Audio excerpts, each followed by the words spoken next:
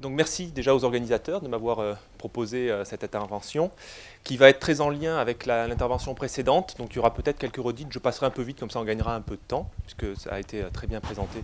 Mais on verra qu'on est très en lien et très en phase en plus. On n'a pas eu trop le temps d'interagir mais finalement les éléments que je vais présenter sont complètement cohérents avec ce qui a été dit précédemment. L'idée des deux topos c'était de faire un lien aussi via le second vers davantage d'effets et d'illustrations de pratiques agricoles autour de cette gestion. Alors, je suis peut-être allé un peu au-delà des matières organiques dans le propos, de matières organiques du sol, tout simplement parce que le sol est un écosystème complexe et que finalement, quand on va s'intéresser aux matières organiques, on va forcément avoir à regarder les autres éléments qui constituent le fonctionnement de ce sol et qui constituent les constituants également de ce sol. Donc, ce que je vous propose, c'est une intervention qui va reprendre un certain nombre de services écosystémiques qui sont permis par ces sols. Alors, je ne vais pas tous les détailler, certains vous les connaissez très bien, comme le service écosystémique de séquestration du carbone qui vous a été présenté, celui de régulation du climat, qui peut être en lien avec notamment un effet de piège de carbone, de puits de carbone, un service écosystémique autour des éléments nutritifs. Alors j'y reviendrai, même si des choses ont été présentées, je représenterai peut-être avec un autre angle d'attaque. Mais des services peut-être un peu moins connus, comme celui autour de la régulation des crues, de sources de composants pharmaceutiques, notamment au travers de la richesse biologique du milieu sol. On est en train de découvrir les potentialités et la multitude de services qui pourraient permettre. Donc évidemment, ces points-là, je ne les développerai pas aujourd'hui, tout simplement parce qu'on n'a pas le temps, puis en plus, je ne suis pas compétent sur cet aspect de composants pharmaceutiques. En revanche, on va davantage parler éléments autour de la gestion de l'eau, le sol en tant que réservoir d'eau pour la production agricole, mais également comme lieu de biodégradation et de bioépuration préférentielle, notamment des polluants. Alors j'en dirai un tout petit mot, même si je pense que la plupart d'entre vous sont en agriculture biologique, mais Quentin me disait qu'il y avait aussi des agriculteurs peut-être en agriculture conventionnelle. Il y a de toute façon des élèves qui ne sont pas tous en bio ou qui n'ont pas tous les parents agriculteurs bio. Donc voilà, l'idée c'est de mettre aussi en avant quelques services permis par ce milieu sol. Alors, avant de commencer par les services, évidemment quelques éléments très rapides de nécessité de gérer durablement ces sols. Ici, j'ai repris sur une seule diapositive une multitude d'impacts négatifs que peut avoir l'homme sur ce milieu. Donc pendant très longtemps, le sol, c'était le parent pauvre de la recherche aussi. On avait, même les pédologues étaient en part des agronomes. Ça, c'est quelque chose qui, quand on est agro-pédologue, est difficilement compréhensible. Et pour les géologues, c'était un sédiment qui n'avait pas encore rejoint la mer. Je schématise et je suis un peu caricatural, mais c'était vraiment ça. L'épiderme de la Terre, on s'en souciait peu, donc finalement, des fois, on le grattait pour voir ce qui se passait plutôt en dessous. Et il n'y a pas si longtemps que ça qu'on s'interroge vraiment sur la nécessité de gérer durablement cette ressource. Alors ici, quelques illustrations. Quand on construit des routes, il faut savoir qu'à chaque fois qu'on fait 5 km d'autoroute, j'ai dit ça en venant avec une collègue ce matin, 5 km d'autoroute, c'est un agriculteur qui disparaît. C'est à peu près la SAU moyenne d'un agriculteur français. Donc ça pose évidemment une interrogation sur l'allocation des terres et donc la nécessité de les protéger. Ici, vous avez d'autres illustrations. Donc ici, de mon collègue Jean-Pierre Sartou de l'ENSAT, sur les problématiques d'érosion qui sont majeures dans la région, ça a été dit. Bon, une illustration qui parle bien, quand on voit une eau chargée en particules fines, on constate que c'est notre patrimoine qui s'en va. Au passage, avant que l'on parle de nitrates et de pesticides dans l'eau, la première cause de déclassement de la qualité de l'eau en Occitanie, c'est les particules fines dans l'eau. Donc, dans les rivières, donc l'agence de l'eau a un enjeu majeur à gérer durablement la ressource en sol pour qu'elle reste à l'endroit où elle devrait être, c'est-à-dire sur une parcelle agricole. Et éviter ces phénomènes-là. Donc vous voyez ici les ravines qui s'opèrent. Bon, ça, on en a très peu en France, c'est une illustration américaine du Dust Bowl, mais c'est très lié à ce qu'on va discuter aujourd'hui, c'est-à-dire on a tellement érodé le stock de matière organique et de carbone donc organique de nos sols que celui-ci ne tient plus et après avoir déboisé, enlevé les haies et puis perdu les matières organiques, on peut avoir ces phénomènes d'érosion éolienne qui sont dramatiques.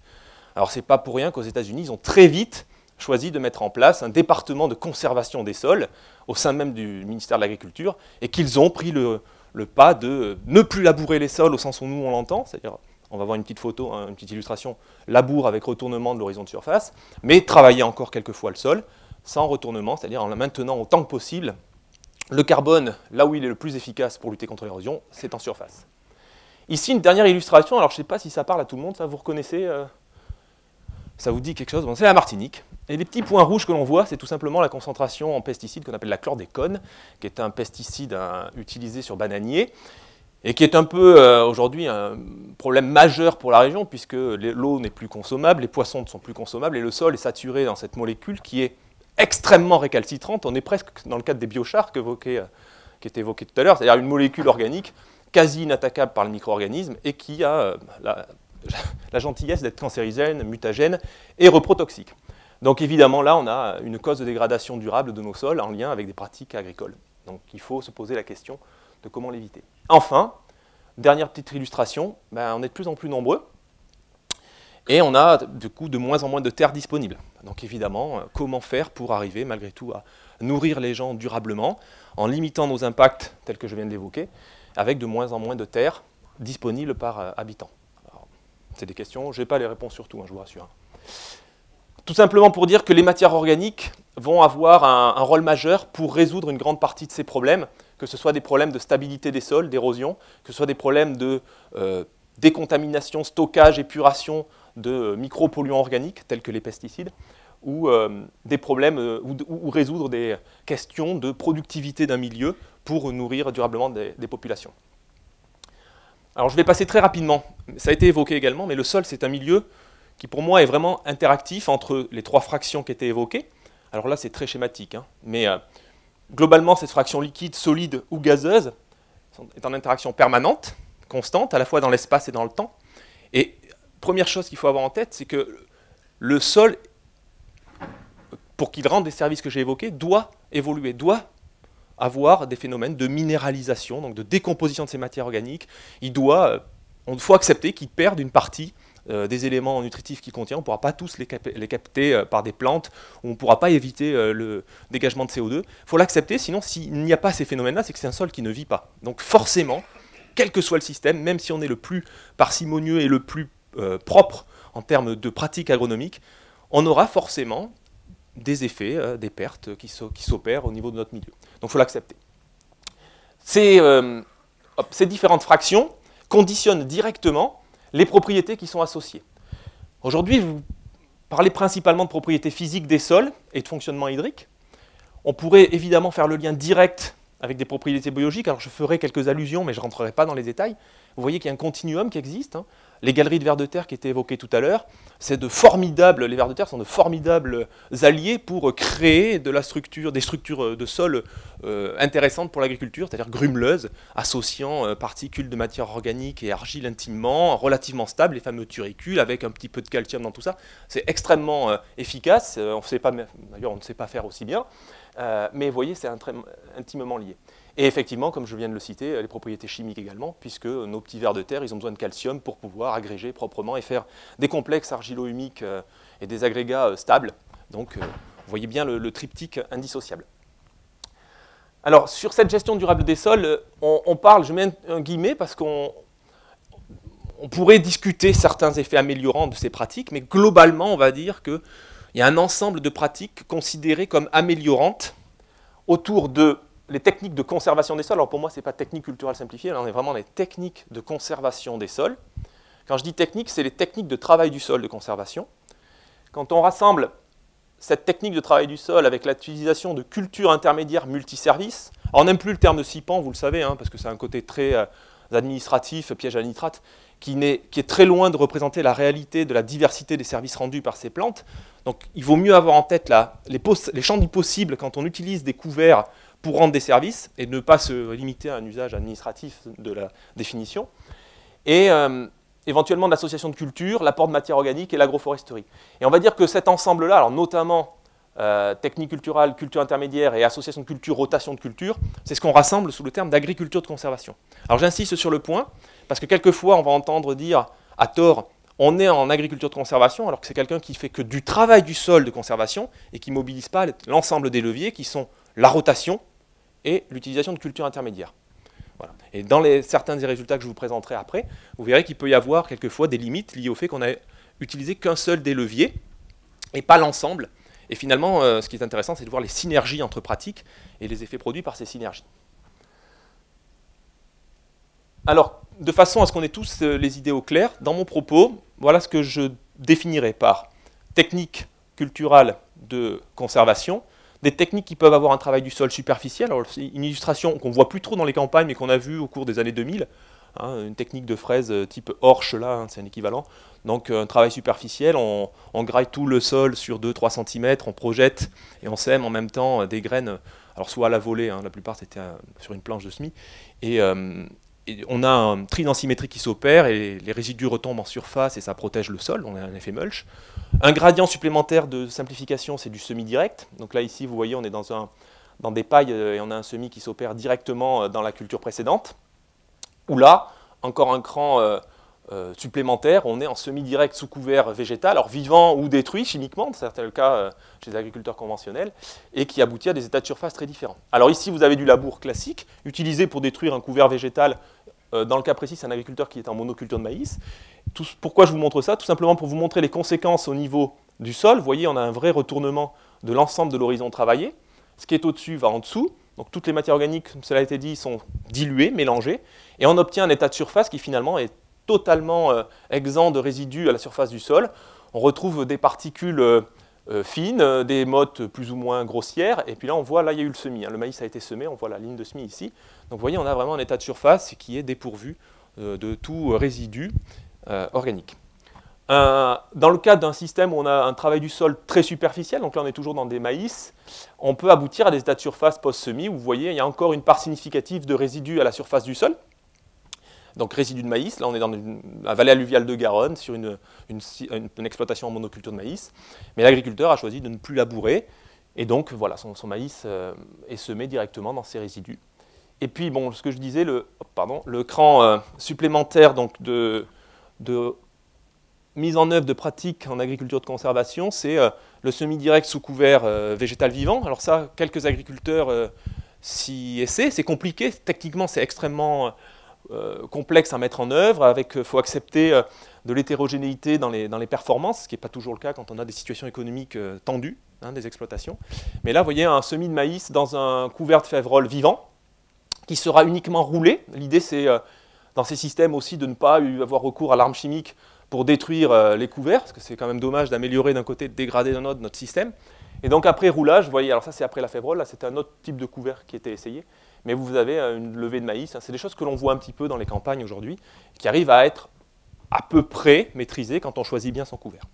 Donc voilà le gradient, vous avez vu, hein, donc labour, travail superficiel, semi-direct et semi sous couvert. Donc dans les propos et dans les illustrations, j'essaierai autant que possible de me référer à cette définition-là, à ces définitions. Alors, une petite illustration, parce que quelquefois, l'observation se passe de mesure.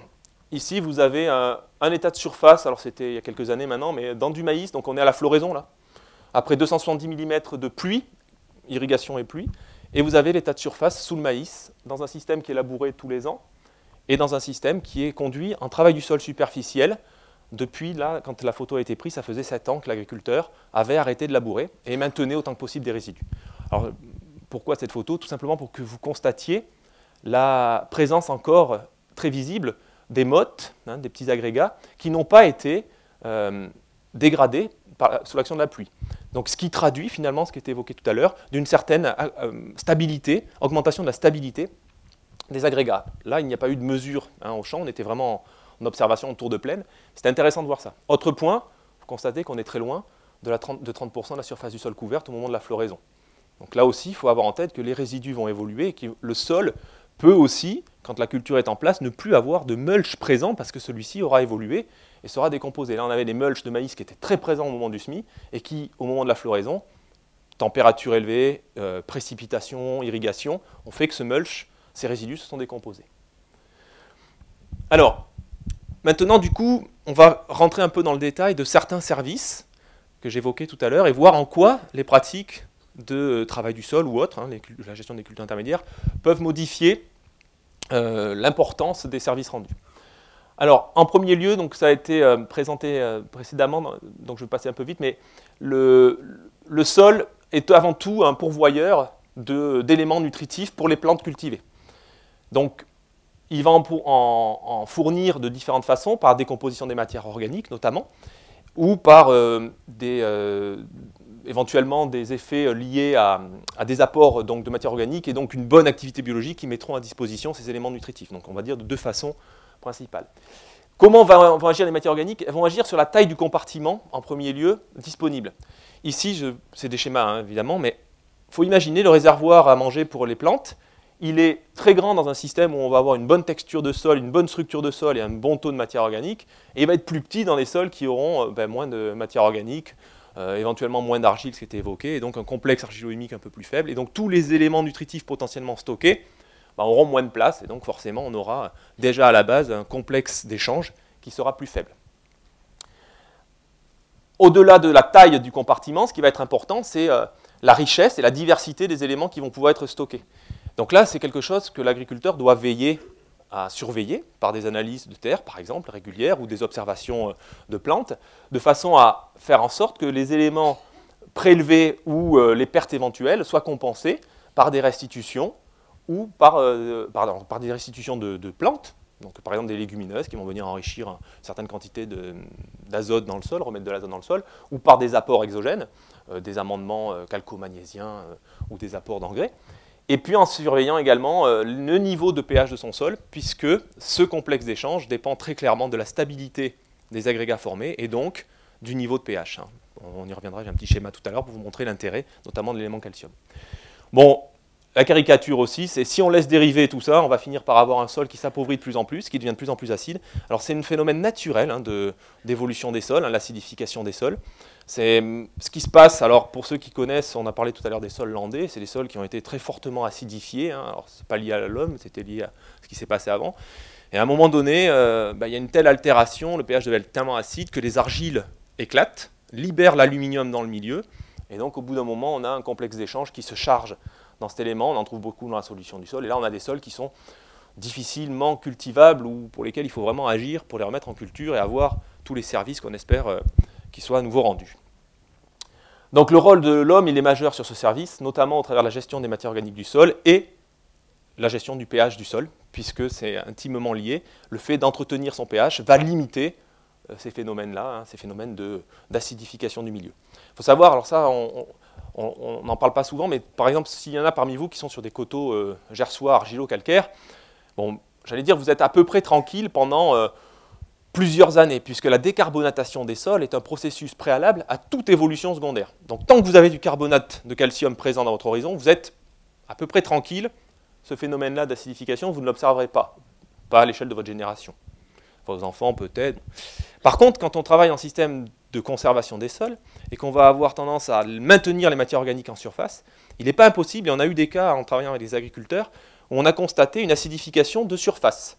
Donc attention, ce n'est pas parce que vous êtes sur un substrat qui est carbonaté qu'en surface, vous n'aurez pas une acidification au moins locale. Ce qui veut dire qu'il faut aussi faire attention à votre horizon que vous ne travaillez plus, mais qui est celui qui va être le plus important. Il peut devenir instable, ou vous pouvez avoir en tout cas une stagnation de la stabilité liée à une perte de calcium ou un manque de calcium dans cet horizon, parce que les matières organiques vont avoir tendance à acidifier, notamment par leur décomposition, au moins localement, ces premiers horizons. Donc c'est des choses que l'on a identifiées dans des systèmes qui étaient en agriculture de conservation depuis très longtemps, et pour lesquels l'agriculteur a agi en faisant une correction de pH sur la surface du sol. Ça peut paraître un peu loin. Bon, le cycle de l'azote, il a été présenté précédemment. Vous le connaissez, je ne vais pas rentrer dans les détails pour gagner un peu de temps. Je vais juste dire, on pense souvent à azote, on ne pense pas assez souvent à un autre élément qui est le soufre, qui a un comportement quasi équivalent au nitrate, c'est-à-dire que c'est un élément qui peut être complètement lixivié, qui n'a pas de possibilité de fixation symbiotique, donc on ne peut pas naturellement réenrichir un sol en soufre en dehors des dépôts atmosphériques, et donc il convient de faire attention, et on commence à constater dans certains systèmes de culture des manques de soufre. Alors dans la région, historiquement, pour ceux qui ont connu, il y avait AZF, et on a été du coup naturellement bénéficiaire de retombées atmosphériques liées à la fixation de l'azote de l'air. Le processus de transformation de l'azote de l'air en engrais faisait qu'on avait des retombées de soufre, donc il y avait une bonne partie de la région qui bénéficiait de retombées de soufre. Bon, aujourd'hui on n'a plus, et on commence à constater des carences. Alors pour essayer d'y pallier, on peut travailler aussi par des plantes qui vont le capter. Comme on peut le perdre, on peut aussi le retenir. Je pense, par exemple, pensez aux crucifères, à toute la famille des moutardes, des colzas, sont des plantes extrêmement gourmandes en soufre. Si vous en introduisez en tant que culture intermédiaire, vous allez pouvoir piéger ce soufre qui serait parti de la même façon que partirait le nitrate vers les nappes phréatiques. Donc voilà, on pourra rediscuter de ça après, mais il faut avoir ce réflexe aussi de dire on n'est pas que sur de l'azote quand on parle d'éléments nutritifs. Au passage, le soufre, pour ceux qui font des blés, vous savez qu'au niveau des protéines, il a un rôle majeur pour la qualité des protéines. Donc c'est un élément qui coûte assez cher quand on l'apporte, autant essayer de ne pas perdre celui qu'on a déjà dans notre sol. Alors de façon très schématique, vous avez ici une représentation d'un complexe argilo-humique, alors des feuillets argileux, donc c'est très schématique, des feuillets argileux, de la matière organique autour de tout ça, et puis j'ai mis à part des limons et des sables sans chercher à les représenter autrement, tout simplement parce qu'ils bénéficient moins de propriétés qu'on attribue aux matières organiques et aux argiles, qui est la présence de charges électriques à la surface de ces composés. Alors pourquoi ça va être important? On va y revenir dans un instant quand je vais parler des réservoirs en eau, mais c'est très clairement lié au fait que ces milieux soient chargés électriquement, que l'on va pouvoir avoir des phénomènes de rétention d'eau, de remontée capillaire, et d'autres phénomènes qu'on discutera. Alors ici, mes petits micro-organismes, ils vont dégrader tout ça, et ils vont libérer, ça a été dit précédemment, forcément du CO2 en décomposant des matières organiques. C'est un processus naturel, ils vont le consommer. Et puis en même temps, ils vont nous libérer des choses qui vont nous intéresser, ou pas si on les laisse partir, qui sont les ions nitrates. Donc notre objectif en tant qu'agronome, ça va être de faire en sorte de mettre des plantes au bon moment quand on a ce phénomène de minéralisation qui s'opère. Donc on va dire au printemps, quand la température devient clémente et que le sol est encore assez humide.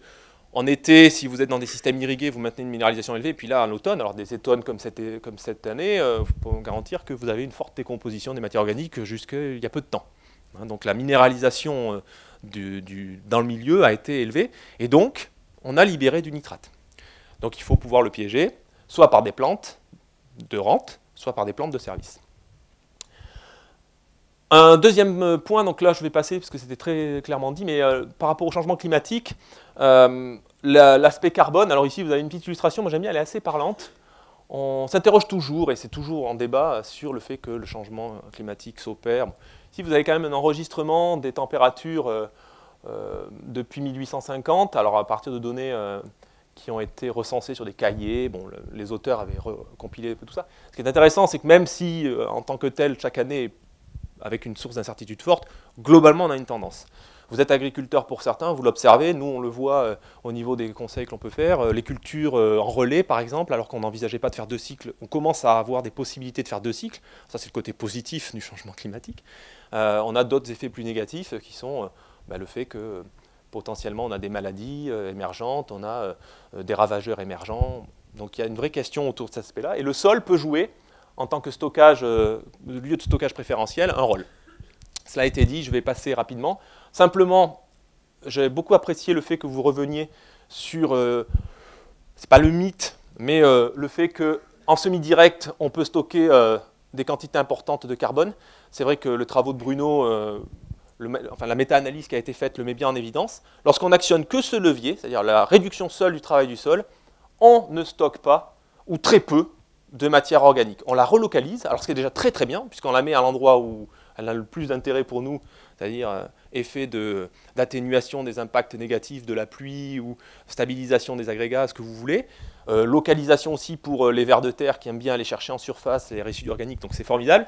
Mais il faut peut-être avoir en tête que l'effet sur le stockage seul, sur le stockage de carbone, de la seule pratique de travail du sol, il a été un peu survendu.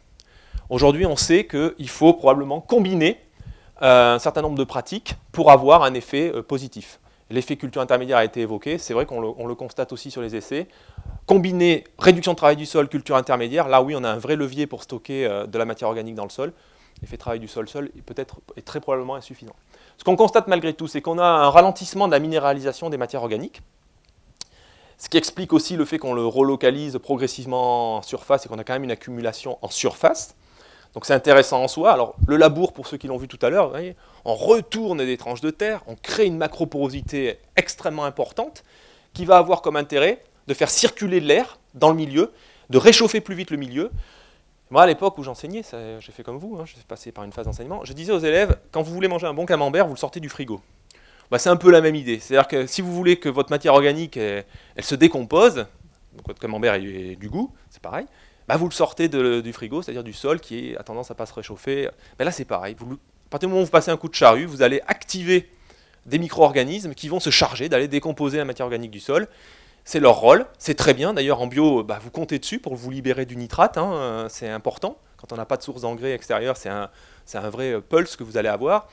Mais évidemment, vous décomposez les matières organiques. Et donc, il faut vraiment penser à restituer ces matières organiques si vous ne voulez pas avoir les courbes qui nous ont été présentées, qui m'ont un peu inquiété quand même, qui montrent qu'on a tendance à diminuer notre quantité de matière organique dans nos sols.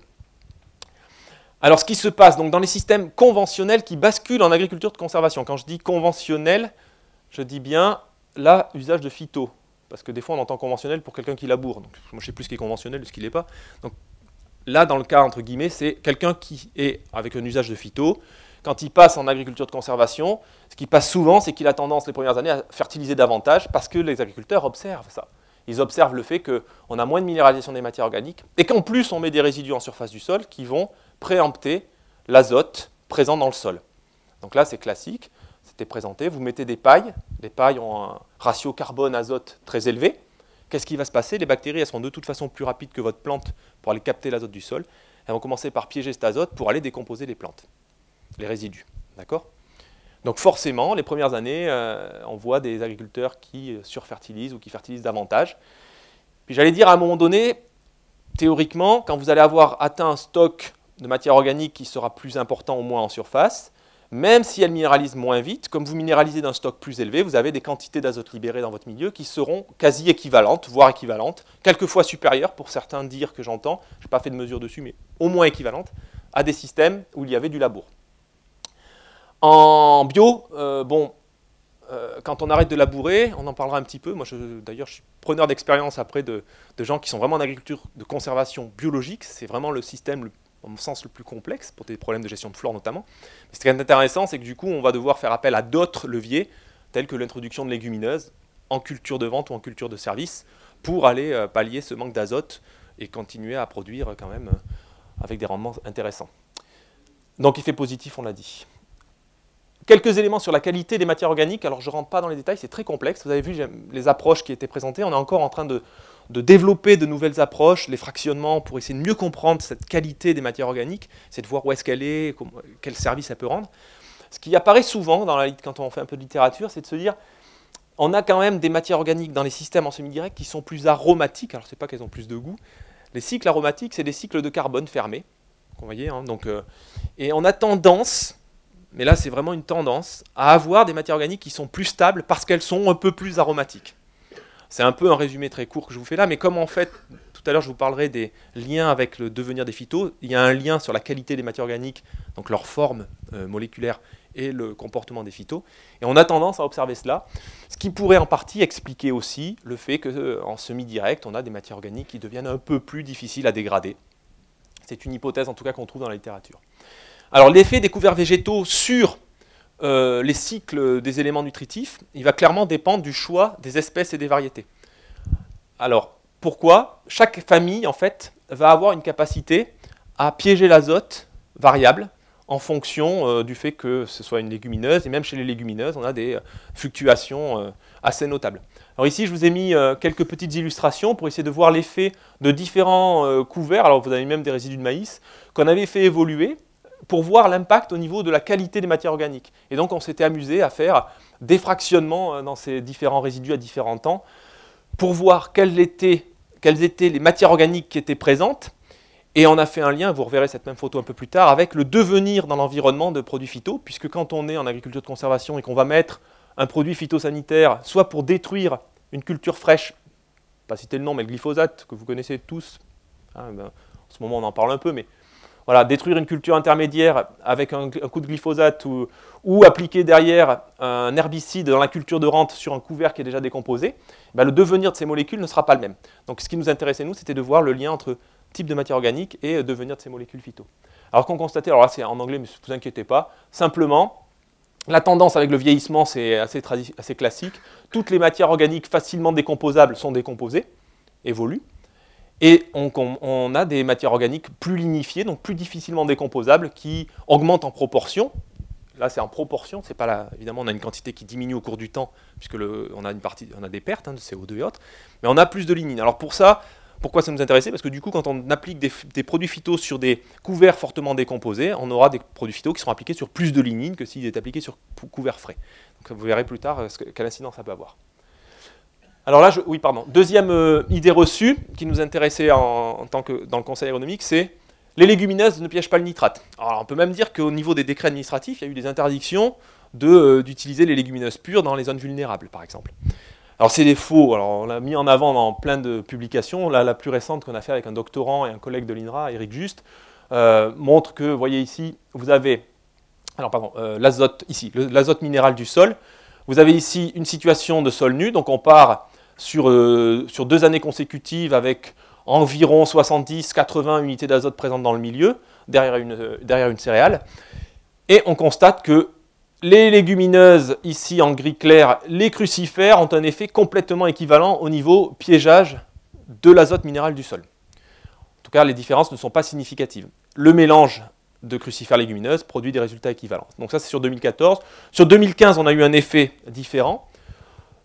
Des crucifères qui sont mieux comportés, qui ont abaissé un peu plus le niveau d'azote minéral, mais vous voyez quand même que les légumineuses ont un effet assez significatif. Donc ça, c'est important, parce qu'elles vont avoir un double effet pour un agriculteur. Elles vont piéger l'azote minéral du sol, et en plus, elles vont enrichir, ici vous avez l'azote acquis par le couvert, elles vont enrichir le milieu, ici vous avez les légumineuses, elles vont enrichir le milieu globalement en azote.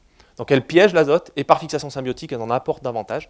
Donc finalement, on a un double effet intéressant, avec en plus derrière, vous voyez, des C sur N, ici la légumineuse toujours en gris, qui sont toujours plus bas, des ratios carbone-azote toujours plus bas que les crucifères. Alors ce que je n'ai pas dit non plus, c'est que quand je dis les crucifères, nous avions 22 espèces et variétés mélangées, hein, là c'est les résultats de l'ensemble, et on avait 16 espèces et variétés de légumineuses qui étaient testées.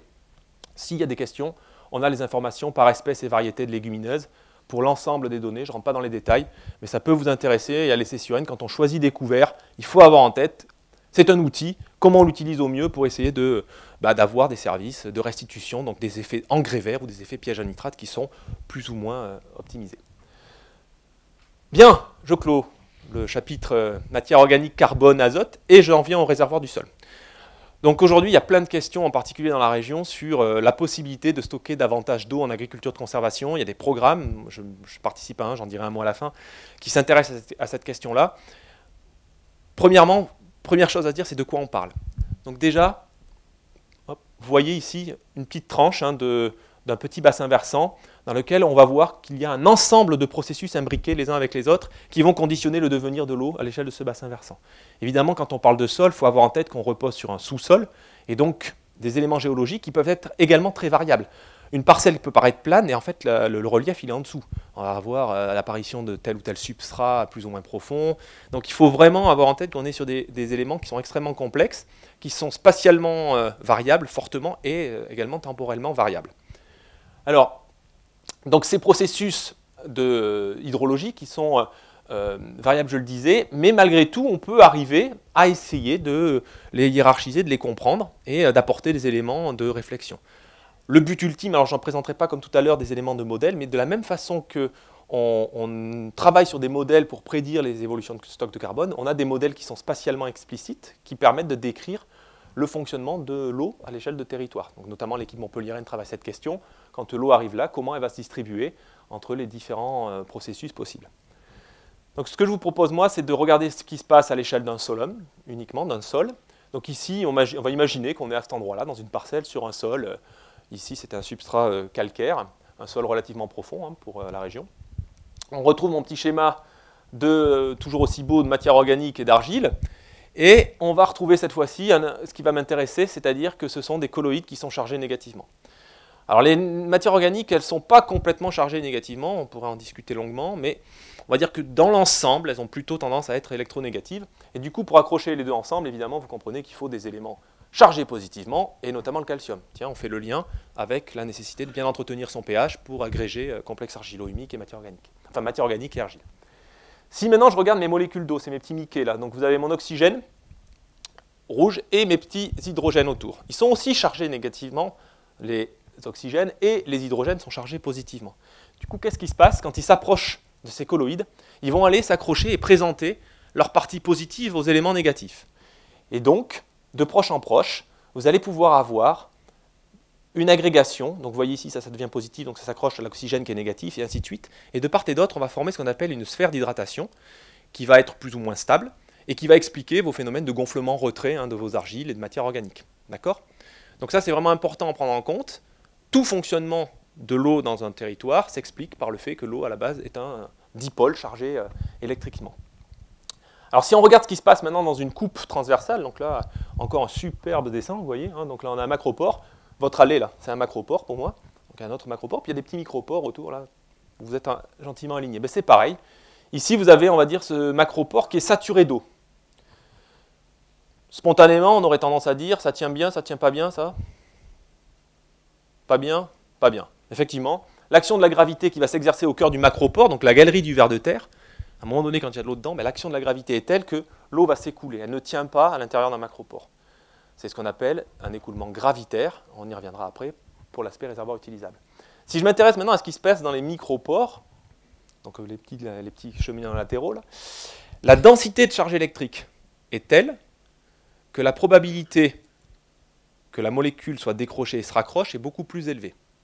C'est exactement pareil que pour vous. Vous avez plein de chaises alignées, la probabilité que vous vous leviez et que vous en trouviez une autre, elle est beaucoup plus forte que quand vous êtes dans l'allée centrale. Vous comprenez mon idée ? Ben, c'est ça.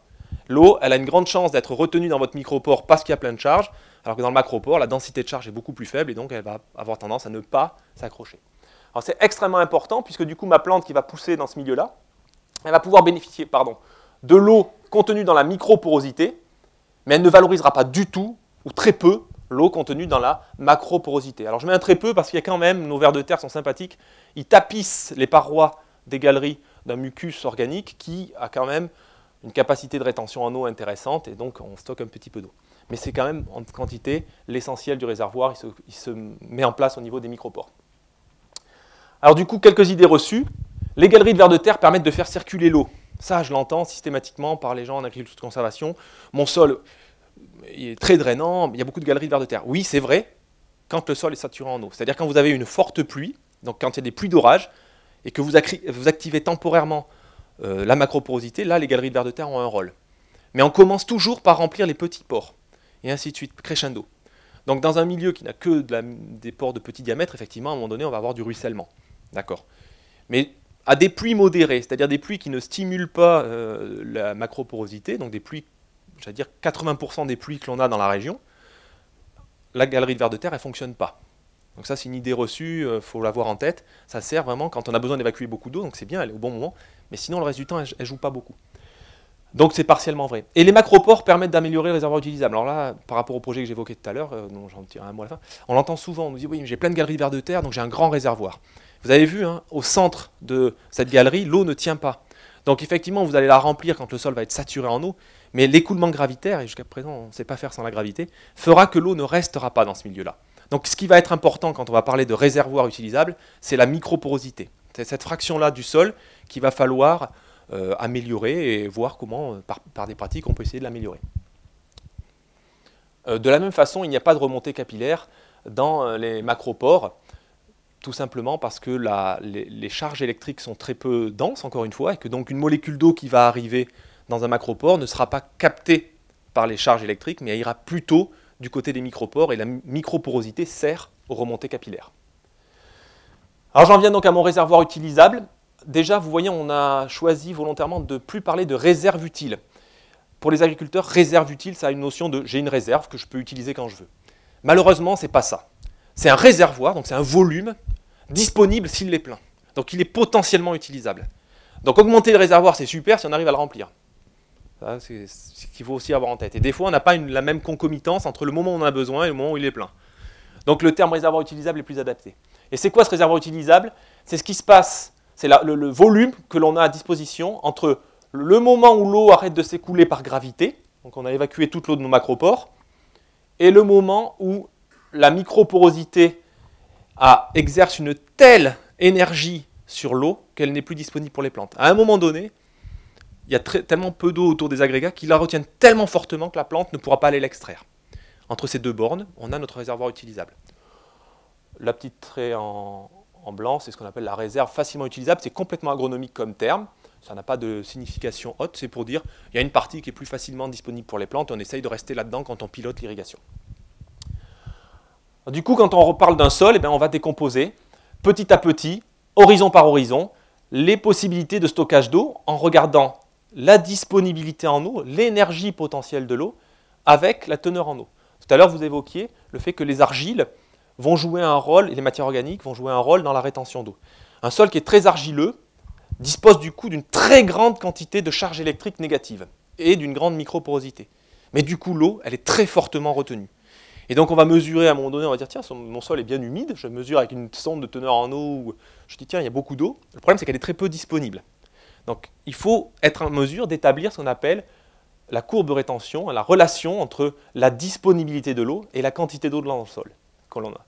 Et quand on additionne compartiment par compartiment ces différents réservoirs utilisables, on a le réservoir global de notre sol qui va pouvoir se remplir à certains moments, se vider à d'autres et contribuer à l'alimentation de nos plantes.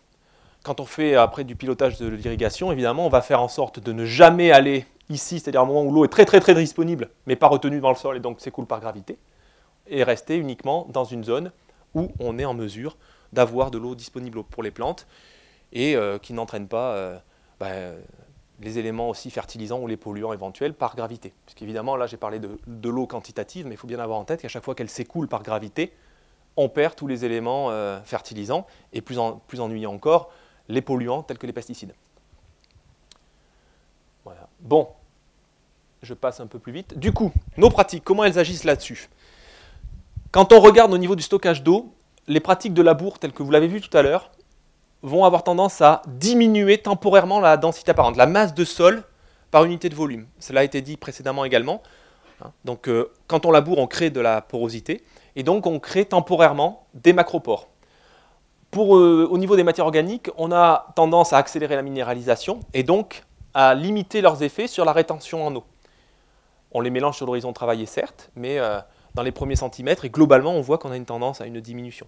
Donc, par rapport à la rétention en eau, les systèmes en labour ont plutôt tendance à réduire le réservoir potentiellement utilisable. Mais de combien? Et c'est là qu'on va en discuter, parce que là, pour le coup, on entend aussi beaucoup de choses dans la nature. Si on regarde maintenant ce qui se passe, alors là, j'ai poussé le vice d'aller sur les systèmes en semi-direct sous couvert végétal, donc le degré ultime de non-travail du sol. On constate que la densité apparente, donc la masse de sol par unité de volume est stable. Par contre, elle est élevée. Le sol est plus compact. Alors des fois, quand on veut être très positif, on dit qu'il est plus portant, mais globalement, il est plus compact. Ce qui se passe par contre, c'est que la porosité qui est présente dedans, elle est plus connectée. Elle est beaucoup plus connectée. Les macropores sont préservés, les galeries des racines de plantes ou des cultures intermédiaires sont préservées. Donc même s'il y en a moins, les tubes sont reliés entre eux. Globalement, ce qui se passe au niveau des MO, donc on accumule des matières organiques en surface, on les modifie éventuellement qualitativement, et là, du coup, ces matières organiques vont pouvoir augmenter un petit peu le réservoir utilisable à la surface du sol. Je pense que j'ai dû le mettre quelque part, il n'y est plus, on y reviendra, mais évidemment, l'effet du mulch présent va aussi jouer sur la quantité d'eau disponible pour les plantes, puisqu'on a une limitation de l'évaporation par la présence d'un paillis qui est maintenu à la surface du sol. Donc on joue à la fois sur la capacité de stockage et un petit peu sur en réduisant l'évaporation également. Si on regarde maintenant ce qui se passe au niveau de l'infiltration et du ruissellement, les pratiques avec labour favorisent l'infiltration temporairement. Donc on va permettre à l'eau de rentrer rapidement dans le milieu, et notamment quand il y a des fortes pluies, puisqu'on crée de la macroporosité. Le problème, c'est que cette stabilité est très faible, et donc on a plutôt tendance à, quelques semaines après une opération de labour, à ne plus voir ces effets positifs sur l'infiltration, voire même avoir des effets plutôt négatifs d'écoulement après hypodermique. Et donc, voilà, on a un effet temporaire. Sur le ruissellement, tout va dépendre des conditions. Si on est dans des milieux pentus et qu'on a un écroulement hypodermique, on peut avoir des phénomènes d'érosion ou de ruissellement hypodermique qui s'opèrent, avec des pertes associées. Associées à une faible stabilité structurelle, c'est ce que vous avez pu constater, on peut avoir des pertes par érosion. Dans les systèmes en semi-direct, on accroît deux choses. On accroît la rugosité, donc la micro-variation de relief à la surface du sol. Le fait d'avoir des résidus, ça crée finalement des ponts, des passages à passer pour une goutte d'eau. Donc on crée une variation de surface. Et de la sinuosité, c'est le chemin que va devoir parcourir la lame d'eau pour atteindre le bas de la parcelle. Plus le chemin est long, plus l'eau va disperser son énergie, et moins elle aura un effet agressif sur la parcelle. Et donc on réduira finalement son impact au niveau érosion. Donc c'est plutôt positif. Au niveau de l'infiltration, si le système est stable et avec une certaine antériorité en agriculture de conservation, on va constater, oui, ça ira très vite, Quentin, on va constater qu'il y aura une infiltration importante qui pourra être équivalente, voire supérieure à des systèmes en labour. Évidemment, tous les propos que je viens de vous dire sont à moduler au regard du contexte pédoclimatique, de la situation initiale, de l'intensité des pratiques mises en œuvre. Si on a des couverts végétaux qui font 500 kg ou ceux qui font 5 tonnes, forcément on n'aura pas la même dynamique au niveau de l'acquisition des propriétés acquises. Si on a un agriculteur qui de temps en temps a besoin de passer un coup de charrue, ce que je peux comprendre parce qu'il a l'objectif de gestion de sa flore sans phyto, par exemple pour les bio, forcément tout ce que je viens de vous dire là, vous l'annulez. C'est-à-dire un coup de charrue derrière un système qui a 10 ans en non-labour, on remet à zéro les compteurs au niveau propriété physique du milieu. Donc il faut le savoir. Moi ça ne me choque pas. C'est dès lors que l'objectif de l'agriculteur était clair, c'était gérer sans phyto, par exemple, la flore adventice, de mettre de temps en temps un coup de charrue, ça se comprend. Voilà. Donc on n'est pas là pour discriminer des pratiques plutôt qu'une autre, juste montrer les avantages et inconvénients. Alors ici, une petite illustration d'un état de surface qui évolue. Tout ça pour vous dire que là, on est sur le parent pauvre de la compréhension des propriétés physiques. Hein. C'est tellement coûteux en temps et en investigation que la variabilité temporelle, on ne l'explore pas beaucoup. Ce qu'on constate, c'est que généralement, on a bien une densité apparente qui augmente après l'opération de travail du sol, telle que le labour, assez rapidement. Cette courbe-là, elle peut avoir une pente plus ou moins forte. Dans le système, de façon équivalente, on a tendance à réduire la capacité du milieu à infiltrer l'eau en relation avec cette densité qui évolue. Donc ça, c'est dans les systèmes avec labour. Et dans les systèmes en agriculture de conservation, on va dire qu'on a plutôt une fluctuation faible liée à la présence et au développement des plantes, donc système racinaire qui se développe, les plantes qui meurent, mais on a globalement quelque chose de beaucoup moins variable dans le temps, qui part d'une situation finalement intermédiaire au niveau densité apparente notamment. Donc voilà, un milieu plus compact, mais qui ne bouge pas dans le temps par rapport à d'autres où on crée finalement une forte variabilité temporelle. La photo, vous l'avez vu. Et l'évaporation, je savais bien qu'elle y était quelque part. On a l'effet du mulch. Alors, dernier petit point quand même qui peut amener à poser question, quand on parle de réservoirs utilisables, quand on est dans les systèmes en labour, évidemment, il n'y a pas beaucoup de systèmes où on arrive à se passer ou à éviter complètement, peut-être chez vous, mais moi j'ai vu beaucoup dans les vallées alluviales de systèmes où on avait une semelle de labour réelle. Une semelle de labour, ça veut dire qu'on a fait un pot de fleurs de 30 cm. Globalement, c'est ça. Et donc, tant qu'on a de l'eau dans l'irrigation, ça va, on peut alimenter notre plante, mais la plante, elle ne descendra pas. Là, vous avez un cas de maïs qui ne pousse pas du tout en dessous de 30 cm. Une semelle vraiment marquée, une densité très élevée, hein, enfin élevée. Et du coup, une colonisation principalement localisée sur les 25-30 premiers centimètres. En plus, l'eau s'infiltrant, on crée ici une zone où l'eau s'accumule, au moins temporairement. Donc, les racines, elles n'aiment pas du tout l'anoxie. Voilà, donc il faut y faire attention. Hein. Au-delà de la pratique en tant que telle, il y a des conséquences de la pratique qui peuvent être importants au niveau du réservoir utilisable. Alors oui, donc idée reçue numéro 4, en semi-direct, l'accumulation de matière organique permet d'accroître le réservoir utilisable. Isabelle Cousin, INRA d'Orléans, on a échangé là-dessus. Et puis il y a un papier qui vient de sortir très récemment dans la revue européenne de sciences du sol qui met en évidence qu'on est inférieur à 10 mm de gain de réservoir utilisable dans des systèmes mobilisant uniquement le semi-direct. Encore une fois, on n'est pas en agriculture de conservation, les travaux c'était plutôt semi-direct. Donc c'est peu significatif, en tout cas personnellement, en tant qu'agronome, je pense qu'il faut dans tous les cas travailler déjà sur l'économie d'eau quand on a des systèmes irrigués, avec un bon pilotage de l'irrigation pour éviter d'avoir des effets d'activation de l'eau gravitaire, donc des tensiomètres bien utilisés par les agriculteurs avec l'accompagnement qui va bien.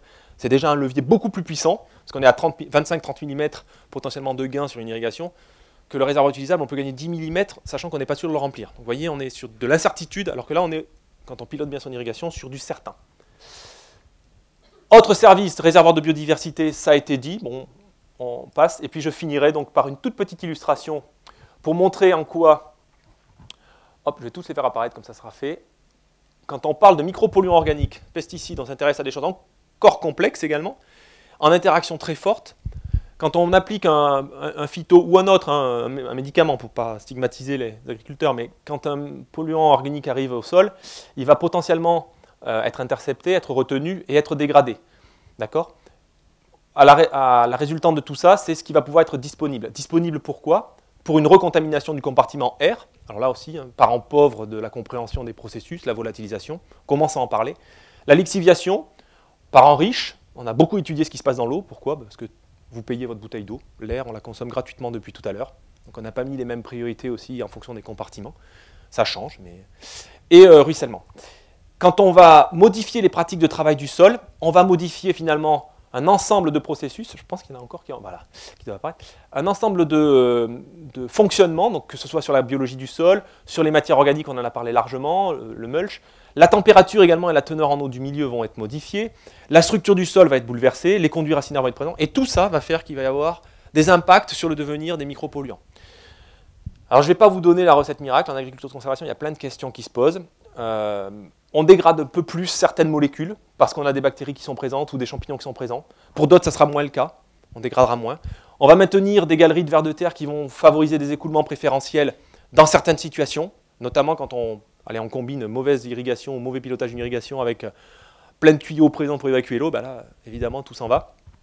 Donc ça peut être un souci. Et dans d'autres situations, au contraire, où on a des gros problèmes de ruissellement et d'entraînement de particules terreuses, donc matière organique, carbone organique dissous, et donc des polluants qui peuvent être accrochés à ces particules ou dissous dans l'eau de ruissellement, là on va avoir un effet positif. Donc j'allais vous dire, on posera des questions tout à l'heure, et puis j'essaierai de vous donner des éléments, mais aujourd'hui on n'est pas au clair. Et on n'est pas au clair du tout. Simplement, ce qui se passe, c'est qu'on a des systèmes, dès qu'on va basculer en agriculture de conservation, ça je vais pas j'illustrerai ça quand même, dès qu'on va passer en agriculture de conservation, la difficulté c'est qu'on va avoir certains bioagresseurs qui vont être complexes à gérer, je parlais de la flore adventice tout à l'heure, qui vont avoir le levier le plus facile à activer, c'est le recours à l'arme chimique. Et effectivement, on peut avoir des problèmes liés au devenir de ces molécules dans l'environnement. Le glyphosate pose question, alors ce n'est pas le seul, on pourrait en discuter longuement, de son devenir dans l'environnement. Arriver à s'en passer, arriver à produire des systèmes d'agriculture de conservation sans ces molécules chimiques, ça serait l'idéal. Aujourd'hui, personnellement, je n'ai pas réussi sur les expérimentations qu'on a pu conduire à le faire. Je sais qu'il y a des cas, je sais que Anne, vous bossez cette question du non-travail du sol, de l'utilisation des couverts dans ton groupe, et donc en bio, donc il n'y a pas d'utilisation de chimie, donc c'est intéressant d'aller capitaliser cette information-là, et puis d'objectiver un peu tout cela. Je termine juste par vous dire que les couverts ont un rôle majeur. Ici, vous avez une illustration, on avait prélevé 150 parcelles en agriculture de conservation dans le cadre d'un projet CASDAR piloté par la Chambre régionale d'agriculture il y a quelques années. Et ce qu'on avait mis en évidence, c'est que le déterminant principal de la rétention de molécules phyto, alors là c'était un herbicide qui est le S-métolachlore, son déterminant principal c'était le fait d'avoir des couverts végétaux présents dans le système de culture avec ici, vous voyez, une rétention accrue en surface du sol dès lors qu'on avait des systèmes avec couverts. Voilà, donc j'ai terminé, ça je parlerai, je ne voulais pas en parler, je dis juste un petit mot. On espère apporter des éléments de réponse via un programme pluriannuel donc engagé sur la région Occitanie et le bassin d'Ourgaronne, donc même Nouvelle-Aquitaine, qui s'appelle Bagage. C'est l'agence de l'eau qui questionne tout cela en disant on encourage la couverture totale des sols en disant on va avoir une meilleure infiltration, un meilleur stockage de l'eau, une plus forte une limitation de l'évaporation et donc finalement une eau mieux gérée à l'échelle du bassin. Est-ce que c'est vrai? Si oui, de combien? En gros, la question finalisée, c'est combien de millimètres on peut espérer gagner quand on va mettre en place toutes ces pratiques. Et donc il y a un consortium qui s'est réuni. Alors là, je ne parle que de ceux qui sont sur les expérimentations, mais je sais que par exemple, vous intervenez dans le cadre de l'évaluation des performances technico-économiques d'exploitation en agriculture de conservation aussi. Donc voilà, on essaye de rassembler des éléments, d'apporter des éléments de réponse. Et donc il y a 2 thèses sur ce sujet-là, et notamment sur les bilans hydriques liés aux couverts végétaux, et une thèse sur le fonctionnement hydrique des sols en agriculture de conservation. Et donc à un prochain rendez-vous, on espère vous représenter des résultats de ce projet qui court jusqu'en 2020. Voilà. Quelques éléments de conclusion. Rapide. Très rapide. Tu vois, je pense que globalement, dans les systèmes en AC, je vais résumer très rapidement. Le talon d'Achille, c'est l'usage des phytos. Parce que sinon, pour avoir vu fonctionner des sols qui sont depuis très longtemps en agriculture de conservation, c'est extrêmement intéressant et on peut arriver à pallier à quasiment tous les problèmes, y compris en bio, de l'azote, puisqu'on met des légumineuses. Le talon d'Achille, c'est la gestion durable de la flore adventice. Il faut arriver à travailler cette question-là. Aujourd'hui, on n'a plus le choix d'ailleurs, sinon ces systèmes disparaîtront dans 3 ans. Il faut être à peu près lucide. Et donc l'ABC représente une voie vraiment prometteuse, techniquement complexe, mais je pense qu'en travaillant collectivement à cette question, on doit pouvoir arriver à proposer des choses intéressantes à la profession agricole. Voilà. Merci Lionel.